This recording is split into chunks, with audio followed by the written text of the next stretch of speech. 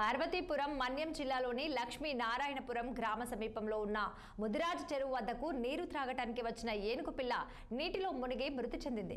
గత కొద్ది రోజులుగా మొత్తం 9 ఏనుగులు గుంపులుగా ఏర్పడి చిన్నమరికి, కొత్త ఊరు, ఎల్లెన్నపురం ఇక గ్రామాల్లోని తోటలు ఇక పంట పొలాల్లో సంచరిస్తున్నాయి.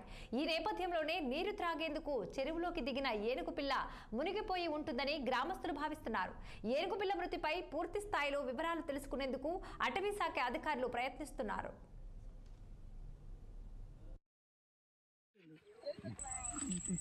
బాబాయ్ మెల్లిస్ చిల్లేస్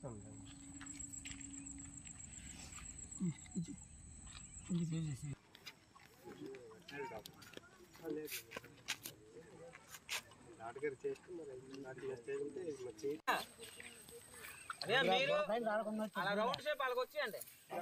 దగ్గర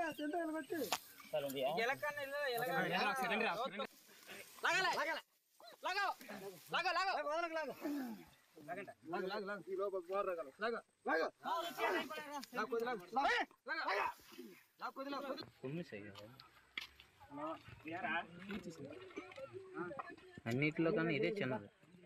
మొన్న పుట్టింది బాబాయ్ మెల్లిస్